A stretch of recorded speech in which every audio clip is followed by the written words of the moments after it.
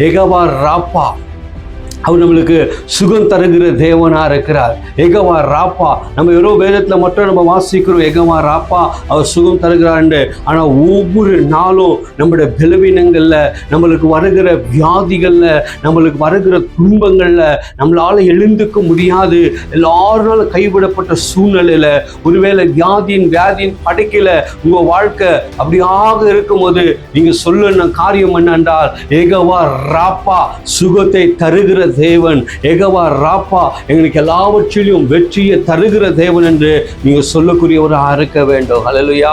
ஏன்னா யெகோவா ராப்பா அவருடைய தழும்புகளால நம்ம என்ன பண்ணோம்னா நம்ம சுகமானவர்களா இருக்கிறோம். அவர் அடிக்கப்பட்ட அவருடைய ஒவ்வொரு அடிகளினாலும் நம்ம என்ன பண்ணுகிறோம், அவர் சிந்தப்பட்ட ரத்தத்தினால நம்ம மீட்கப்பட்டு நம்மளோட வியாதிகள் எல்லாம் அவருடைய தழும்புகளினால சுகமானதா இருக்கிறது.